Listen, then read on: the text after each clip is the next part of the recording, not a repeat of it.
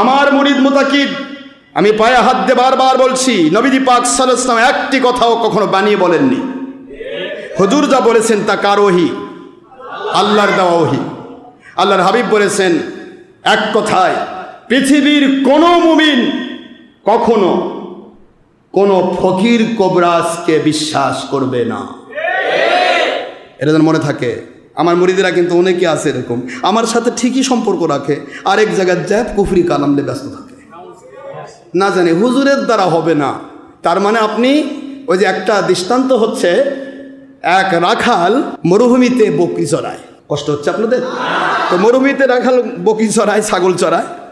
ছাগল চড়াতে গিয়ে হঠাৎ করে একটা এরকম মোটা কলার মগজের মতো, কলার আপনার দেখেন নাই, কলার যে থোর আছে না, কি কয় থোর আছে না, এরকম থোর, যেটা যে আপনার কাঁদি, এক কাঁদি কলা যেটা হয়, পোড়ার যা ঝুলে যায় না কলা যেটা ধরে, এই কাঁদির মতো এরকম মোটা, এরকম বড় একটা চকচক করা একটা জিনিস সে পেয়ে গেল। ওটা নিয়ে সে ভাবতেছে যে যাক ভালোই হলো, আমার ছাগলের খুঁটা পোতা ভালো হবে।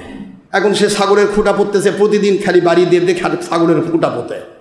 রাখাল তো চিনেন না এটা সোনা না এটা অন্য কিছু, ও তো খালি ছাগলের খুঁটা পোতা খাটা বানাইছে। খাটা চিনেন তো নাকি? ওই দিক দিয়ে একদিন জহরও যাচ্ছে, একদম জৌহর, এই জৌহর দূর থেকে দেখেই চিনে ফেলেছে কে এটা কি জিনিস। এটা কমের পক্ষে 1000 ভরি সোনা আছে, 1000 ভরি সোনা খাটা বানাইছে। পার্থক্য যদি এইটুকু, বিশ্বাস। জৌহর বিশ্বাস করে ওর মধ্যে সোনা, আর রাখাল বিশ্বাস করতেছে এটা মানে খুঁটা পোতা খাটা। আমার কথা বুঝতে পারেন নাই? আপনি যেই অলির পিছে আছেন, আল্লাহর কসম গোটা জগৎ উলটপালট হবে, আমার কোন মুরিদের উপরে কেউ কুফরি কালাম করে পার পাবে না ইনশাআল্লাহ। কোনদিন আমার মুরিদের উপরে কেউ জাদু করতে পারবে না, এই বিশ্বাস অন্তর থেকে ঝেড়ে ফেলেন, কোনদিনও না। আর বর্তমানে ওহাবি খালেদির গোষ্ঠীর একটা গ্রুপ আছে, এক গ্রুপ তো ভিক্ষা করে খায়, আর আরেক গ্রুপ আবার ফকির কবরাজি করে খায়। ফকির কবরাজি লেগে দিছে জিন ও জাদুর তদবির হয়। জিন ও জাদুর তদবির হয় না, এখানে মাল কামায়ের তদবির হয়, শয়তানের কাজ এটা। জিন ও জাদুর তদবির অর্থ দেওয়ার অর্থ হচ্ছে মানুষকে ধোঁকা দেওয়া। জিন ও জাদুর কোনো তদবির লাগে না। আল্লাহর হাবিব সাল্লাল্লাহু আলাইহি ওয়াসাল্লামকে শিক্ষা দেওয়া হলো, নবী গো কোন সময় কেউ যদি সন্দেহ করে আমার উপর জাদু হচ্ছে বা কুফরি কালাম হচ্ছে, আমি আপনাকে 2টি সূরা দিলাম, সূরাতুল ফালাক আর সূরা নাস। ইমানদারের কাজ হচ্ছে এই 2টি সূরাকে 7 বার করে প্রতিদিন সকালে পড়ে, আগে পিছে দরুদ শরীফ পড়ে 7 বার করে পড়ে পানিতে ফু দিয়ে পুরা বাড়ি খাবে। যদি কখনো সন্দেহ হয় যে আমার উপর জাদুর না বা কুফরি কালাম হচ্ছে, সারা জগৎ জুড়ে যদি কালো জাদু থাকে, এই 2টি সূরা সমস্ত কালো জাদুকে পুড়ে ছাই করে দেবে। সুবহানাল্লাহ বলেন জোরে। এত কিছু থাকার পরেও আমাদের কাছে আপনারা আসা যাওয়া করেন, তারপরও দেখি সুলসুল করে লুকে লুকে আবার যান চলে কোথায়? ফকিরের কাছে। আর এই ফকির কোবরা যারা ধোকাবাজ, একটা ফকিরকে আমার সামনে নিয়ে আসেন, একটা কোবরাজকে আমার সামনে নিয়ে আসেন, ওই ধোকাবাজকে আমি ধোকাবাজ পরিপূর্ণভাবে প্রমাণ করে ছাড়ব। এরা কিছু দুষ্ট জিন পালে, আমাদের কাছে আসে আল্লাহওয়ালা জিন, আর ওদের কাছে কইকে যায় শয়তান জিন। শয়তান জিন ছাড়া তো কুফরি কালাম করবে না। শয়তান জিন পালে, আপনি যখনই আসছেন, আপনি ওখানে বসার আগে দেখবে জিন এখানে কে কে আসছে, এর বাড়ি কোন দুয়ারি ঘর দেখে হয়, এর বাড়ির পাশে আম গাছ আছে না জাম গাছ আছে দেখে হয়, এর বউ কি করে, ছেলে কি করে, মেয়ে কি করে, অমুক কি করে দেখে হয়। জিন সব এসে ওকে তো দিল, ওই যাওয়ার সাথে করছে হাই হাই আপনার বাড়ির তো দক্ষিণ দুয়ারি ঘর।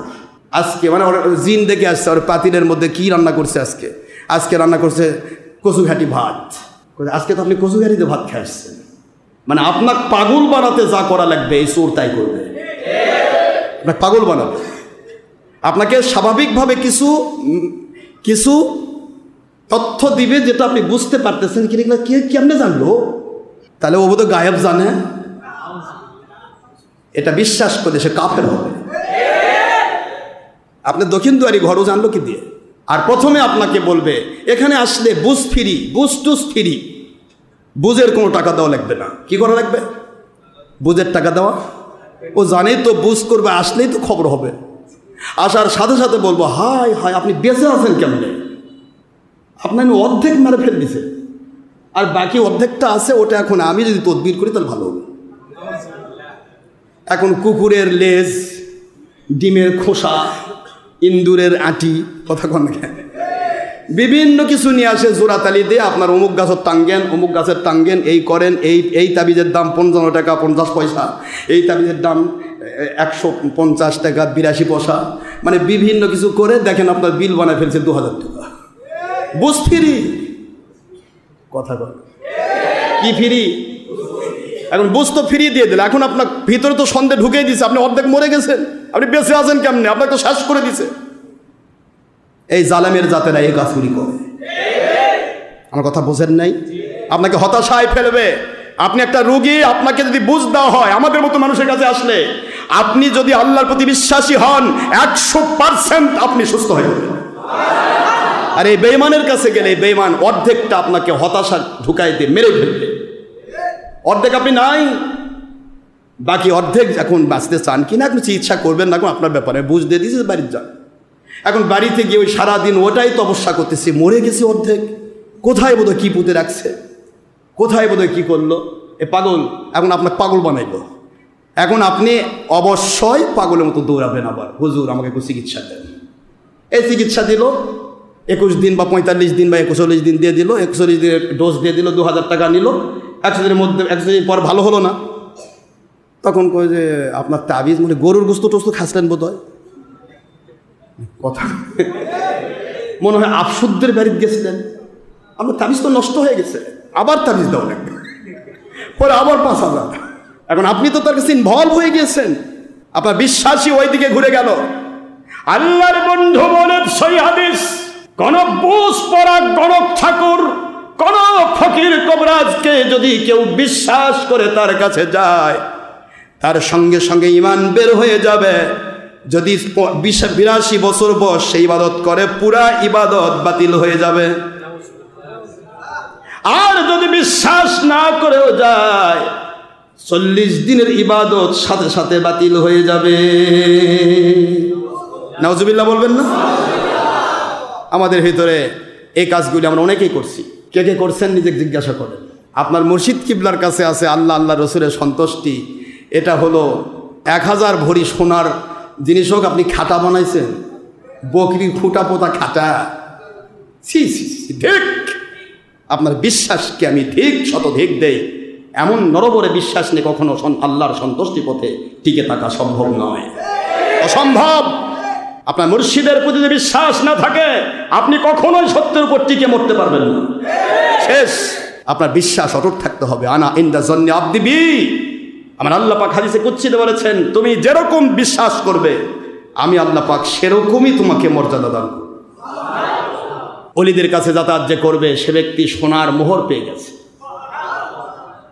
আপনারা 1000 ভরি সোনার মগজ দিয়ে খুঁটা পোতা খাটা বানাইছেন, আর এই খুঁটা পোতা খাটা দেখে জওহর এসে বলছে, ভাই তুমি কি করছো, এটা কি জিনিস? কই ভাই ও পরে পাইছি, ওখানে ছিল, খুঁটা পোতার জানি নাই, খুঁটা পোতার খাটা ব্যবহার করতেছি। ও কি সুন্দর মজবুত একটা খাটা বাঁশ দিয়ে বানাই নিছে, নিয়ে নিস ভাই, এটা এর চেয়ে সুন্দর, হয়তো তো বটে, তাহলে তুমি ওটা দাও, এটা নাও। ওকে ওটা দিয়ে 1000 ভরি সোনার মুদ্রা নিয়ে সে বাড়িতে চলে গেল। পরে এই পরে একজন যে ব্যক্তি জওহর সোনা চিনে, সে এসে বলছে, পাগল কি করলে এটা, তুমি না সর্বহারা হয়ে গেলে, ওটা না 1000 ভরি সোনা, সেটা তুমি খাটা পুতলে, আর খাটার একটা বাঁশ দিয়ে গেল তোমার, আর ওটা নিয়ে চলে গেল, তুমি বুঝতে পারলে না? তো কোনো অলিয়ার কাছে যাওয়া আসা করার পরেও যদি বাতিলের সাথে আপনার আদাত থাকে, শুধুমাত্র ওই জাদুটোনা নয়, কুফরি কালামের দিকে নয়, বাতিলের সাথে আদাত থাকে, তাহলে আপনাকে যে কোনো মুহূর্তে এই সোনা হারাতে হবে, আর খুঁটা পোতা বাঁশের খাটালে ঘুরতে হবে, এটাই নিয়ম। অর্থাৎ ঈমান নিয়ে কবরে যাওয়া সম্ভব হবে না। এই জন্য আপনাকে অনুরোধ করছি, আল্লাহ পাক ঘোষণা যখন দেয় এটা, তখন আমার মালিক খলিক রবের পক্ষ থেকে এলকা হয়ে যায়, যার ভিতরে পুরুষ হোক মহিলা হোক। ওই পুরুষ মহিলার বাড়ির যায়, যদি বাতিল ফেরকা যদি কান্নাকাটিও করে, যদি নেঙ্গুর ধরে কয় যাবেন না, ওর লেজ ছিঁড়ে যাবে, কিন্তু অলির দরবার বাদ দিবে না। কথা বলছেন না কেন বেটা, জোরে বলে। আপনি কাশিতে বাঁধে রাখবেন, তাকে অলির দরবার বাদ দেওয়াতে পারবেন না। আপনি বুঝতে পারছেন না? সারা দুনিয়ার সব বাতিল ফেরকা সারা জীবন ফতোয়া দিয়ে যাচ্ছে, ভণ্ড পীরের কাছে যাওয়া যাবে না, পীরের কাছে যাওয়া যাবে না। পীরের কাছে যাওয়া বন্ধ হয়েছে? যারা কান্নাকাটি করে বেড়াচ্ছে ওরা ভিক্ষা করেই খাওয়া লাগতেছে, কিন্তু ওর কাছে কেউ যায় না। কিন্তু পীরের জুতা লওয়ার জন্য বড় বড় ধনী মানুষও পাগল। আপনারা যুগে যুগে দেখেছেন কত আন্তর্জাতিক ইন্টারন্যাশনাল ক্ষতি সম্পন্ন বক্তারা বলে গেল পীরের দরবারে যাওয়া যাবে না, ভণ্ডামি করা যাবে না, এই করা যাবে না, সেই করা যাবে না, মাজারে দান করা যাবে না।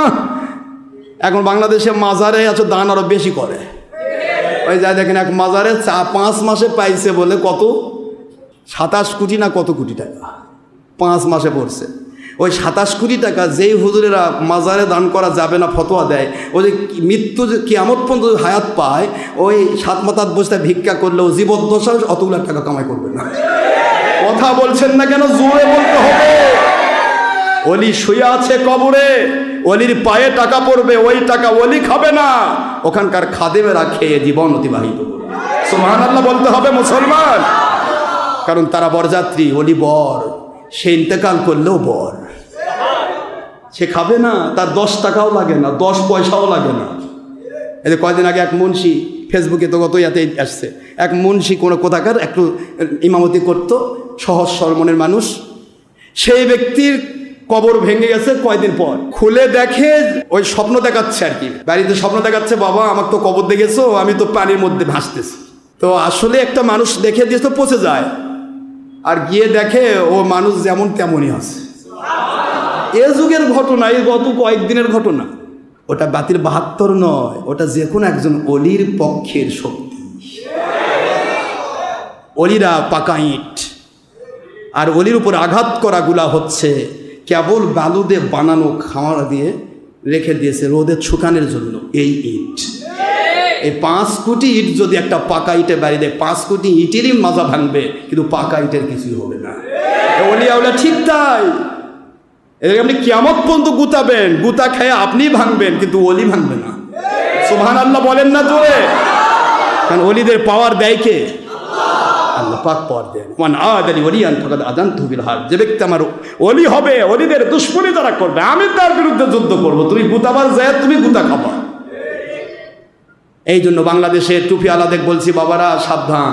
সন্ত্রাসী কিন্তু জুলুম করে পার পায়নি। গোটা বাংলা জানতো সন্ত্রাসী মানে গোটা দেশ, তাদেরই সব, গোটা বাংলায় সব। কিন্তু আমার মালিক যখন খেপে গেলেন, বেশি কিছু লাগেনি, সব ছেড়ে পালাতে হলো।